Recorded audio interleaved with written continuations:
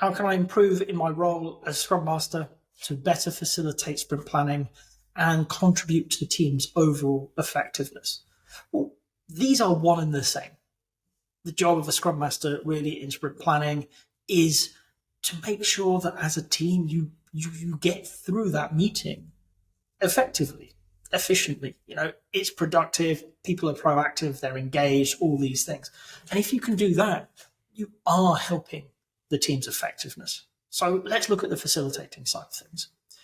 What we know is that we need to come up with this sprint backlog, a list of things that we intend to do this sprint, a goal, the thing that matters, that commitment, and a plan on how we're going to achieve that goal, probably by doing the things in the list. On the face of it, the Scrum Master doesn't really have a place in all of this, because if the developers have done refinement well with their product owner, then they know the what, they know the items. They've probably already started thinking about what fits together and what doesn't, and your backlog's in a good state. The why, often in good teams, is self-evident. They know what they're working on. They know why it matters. They can articulate it very quickly, very clearly. And the how? Well, that's not the realm of the Scrum Master either. And you know what? I do feel for some Scrum Masters when they're sat there in this situation of, what do I do? Well, it might be if you're not a developer. Of course, if you are a developer, you're part of these conversations as well about what are we taking in and how do we deliver it. But if you are, like I tend to be, the Scrum Master on the team and you don't have technical input, then you still need to be thinking. You still need to take an active part. The job of a facilitator really boils down to two key things.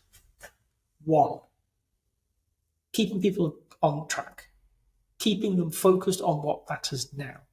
So as a facilitator, you've likely got an agenda. Maybe it's agreed by the team, maybe you've come up with it. I'm not really fussed, but you do need one. Okay?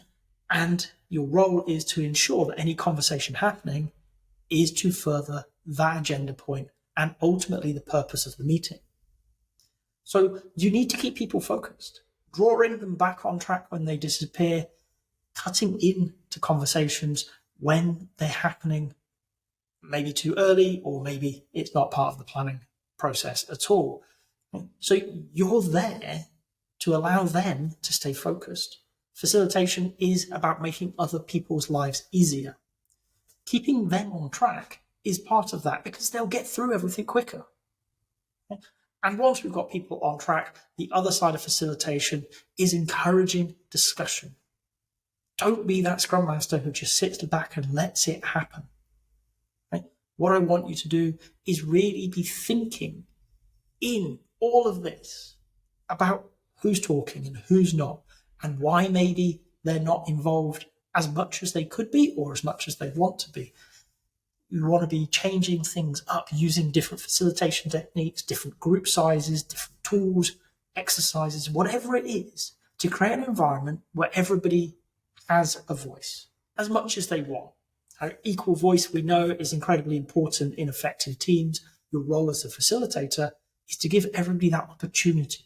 You don't have to require it, and please don't, but give them that opportunity to speak when they want to. Do they have something to add? So you might be calling people in who have just been quiet or they've popped off on their phone or whatever, bringing them back into the conversation, giving those who are shyer or more introverted opportunities by using smaller groups, giving those who are extroverted or just louder and like more attention that opportunity through larger groups maybe. But you want to be mixing and matching things, following the ebb and flow of the conversation to ensure that everybody has an opportunity to speak and everybody has an opportunity to add to the discussion. And it is all towards that purpose of working out, what are we doing? Why does it matter? And how do we do it? If you play your part in sprint planning effectively, the team is going to come away with a really good idea of what they can get done, why it matters, and go into that sprint set up for success. And keep doing it, and hopefully you'll have a seamless sprint. So how do we improve in this? How do we help teams be more effective? One of the most important things you can do is facilitate well. Be in that meeting, ensure people are engaged, give them the opportunity to speak. For me, coaching questions. A lot of the time when I'm facilitating, I'm probably a terrible facilitator in the strictest sense of the word, but I'm not worried about that. I'm worried about the engagement of people. So I ask questions, particularly open-ended, and I do aim for the odd powerful question. I'm going to ask people things that they can't just answer yes and no, because I want to understand their thinking. I want to entice them into that conversation.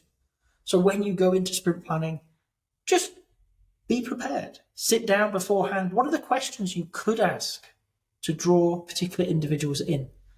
You know what's in that backlog the same as they do. Obviously, there's been no decision made, but if the team's running well, you've got a good idea of what's coming up. So you can choose your questions, and you might not use them, and that's okay.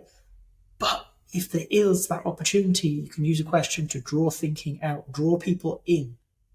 And for me, that makes all the difference. Your job here is to help a team become more effective. Setting them up with a great planning meeting is part of that.